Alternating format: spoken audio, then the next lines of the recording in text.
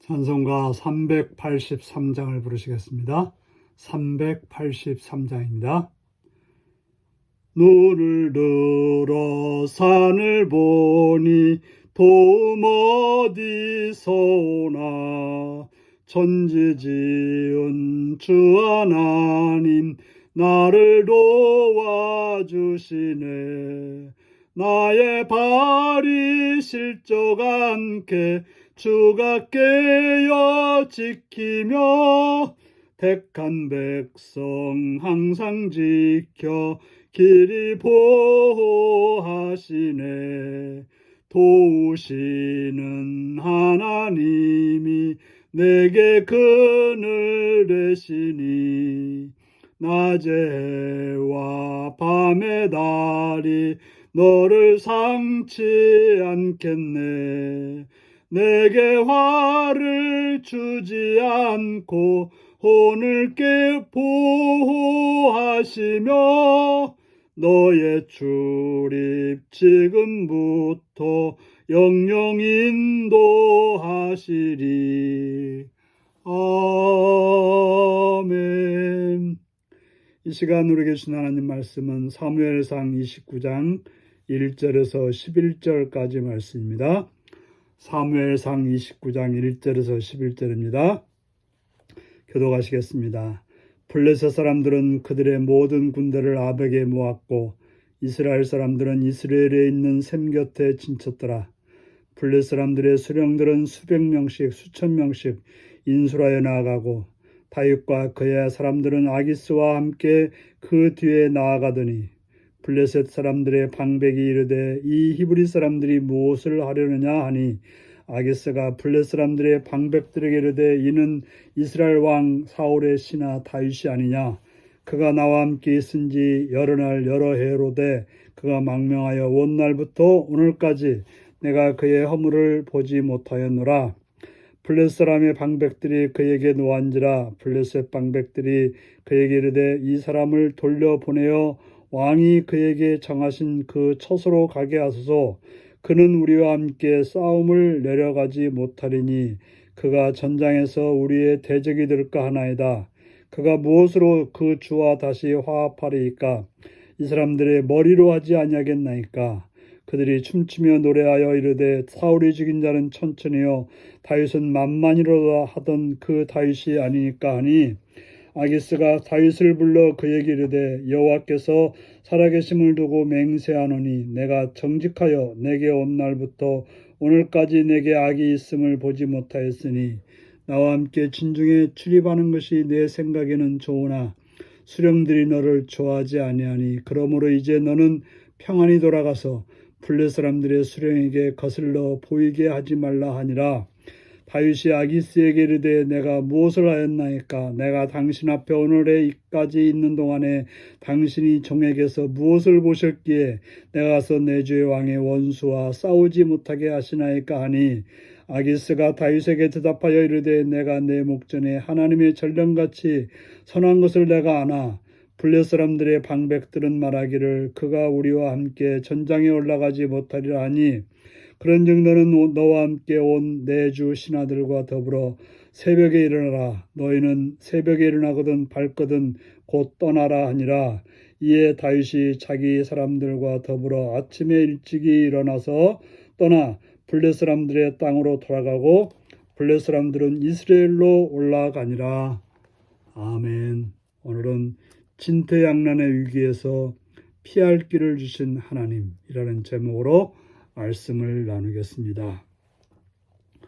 이제 블레셋과 이스라엘은 전투하기 위해서 모이게 되었습니다.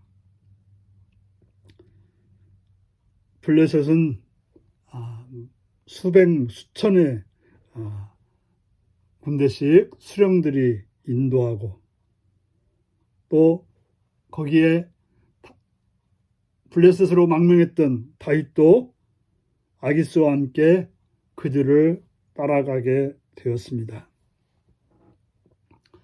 그러한 모습은 블레셋 방백들에게 아주 거슬렸고 싫어했습니다.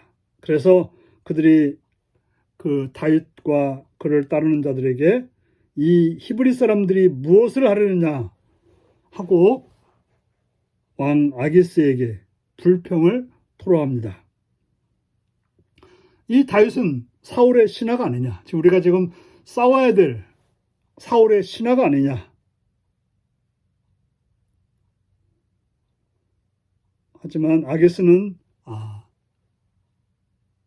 그 방백들에게 이 다윗은 한 번도 우리 블레셋에게 불리하게 행하지 않았다고, 망명에 온 날부터 허물이 없는 자라고 다윗을 편들었지만, 그러나 블레셋 방백들은 그러한 다윗에게 또한 아기스에게 노하면서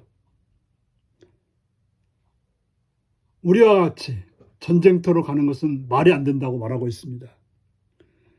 왜냐하면 전쟁터에서 우리의 뒤통수를 칠 수도 있기 때문에, 그래서 우리를 쳐서 다시금 자기 이스라엘로 돌아가서 사울과 한편이 되면 우리는 큰일이기 때문에 다윗을 데려가는 일은 말이 안 되고 어리석은 일이라고 말합니다.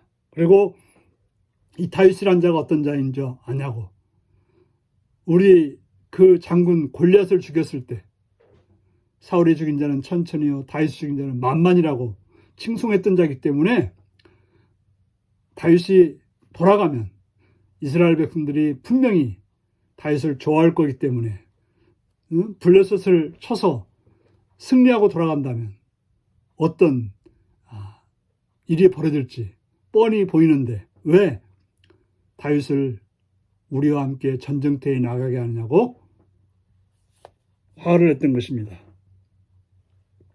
그래서 이제 아기스 왕은 이러지도 못하고 저러지 못하는 상황이 된 거죠.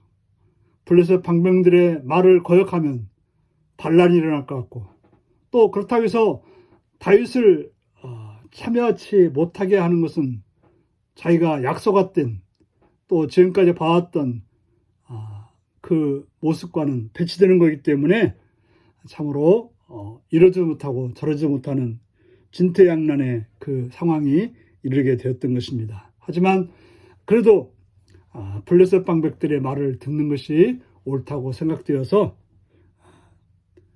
블레셋 방백을 거슬려서 전쟁에 참여하는 것은 말이 안 되니 너는 후방에 있으라고 말했던 것입니다.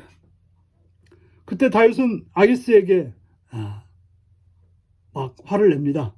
내가 무엇을 하였기에 내가 당신 앞에 있을 동안 충성되게 잘했는데 어떻게 나한테 이럴 수 있느냐 하면서 화를 냈던 거죠. 그때 아기스는 당신은 맞다, 하나님의 전령같이 선한 것인 줄 알지만, 그러나 블레셋 방백들이 이러니 내가 어쩔 수 없다라고 말했던 것입니다. 사실 다윗이 진정으로 이 말을 했을까요? 그는 그 상황에서 이렇게 정말 화낸 척을 해야지, 좋다고 해서 다행입니다. 제가 이스라엘과 싸웠으면 큰일 날 뻔했는데 안 싸워서 다행이다, 이렇게 말할 수는 없었던 것입니다. 그래서 싸우지 못하는 것이 잘못된 것인 점, 화를 내며 속상해하는 그런 표정을 지었던 것입니다. 여기서 보면 다윗은 정말 위기에서 벗어난 것입니다. 잘못했으면 블레셋과 더불어서 자기의 민족과 싸워서 자기 민족을 죽여야 되는 그러한 정말 있어서는 안 되는 그런 상황에 빠질 뻔했던 것입니다. 하지만 하나님께서는 블레셋 방백들의 그 마음을 동하게 해서 다윗으로 하여금 이스라엘과 싸우러 나가는데 같이 나가지 못하게 막았던 것이, 결과적으로 다윗은 정당하게 전쟁터에 나가지 않고 자기 민족과 싸우지 않고 그 길을 피할 수 있도록 해주신 것입니다. 바로 이것이 하나님의 역사인 거죠. 하나님께서 그들의 마음을 동하게 했기 때문에, 아니면 그들의 마음을 그냥 놔뒀더라면 다윗은 싸워야 되는데 싸워서는 안 되는, 싸워서 안 되는데 싸워야 되는 그러한 상황에 처할 뻔했는데 하나님께서는 그 길을 벗어나게 해주신 것입니다. 저럼 하나님은 하나님을 뜻을 따르는 자에게 어려움을 극복할 수 있도록 인도해 주시는 하나님이라는 것을 기억하고 살아가시는 여러분들이 되시길 바랍니다. 기도하겠습니다. 자비로우신 아버지 하나님, 위기 가운데서 정말 우리의 힘으로는 어쩔 수 없는 가운데서 피할 길을 주시고 또 악한 일을 하지 않을 그런 상황으로 인도하시는 주님을 찬양합니다. 그런 하나님을 믿고 그런 하나님을 따르는 참된 믿음의 백성들이 되게 하여 주옵소서. 예수님의 이름으로 기도합나이다. 아멘. 하늘에 계신 우리 아버지, 아버지의 이름을 거룩하게 하시며 아버지의 나라가 오게 하시며 아버지의 뜻이 하늘에서와 같이 땅에서도 이루어지게 하소서. 오늘 우리에게 일용할 양식을 주시고 우리가 우리에게 잘못한 사람을 용서해 준 것 같이 우리 죄를 용서해 주시고 우리를 시험에 빠지지 않게 하시고 악에서 구하소서. 나라와 권능과 영광이 영원히 아버지의 것입니다. 아멘. 말씀 묵상입니다. 블레셋 방백들이 다윗의 참전을 반대한 이유는 무엇인가요? 반대에 부딪히는 일이 있을 때 신앙인으로서 나는 어떤 태도를 보여야 할까요? 다윗은 동족과 싸워야 할 위기에서 어떻게 벗어났나요?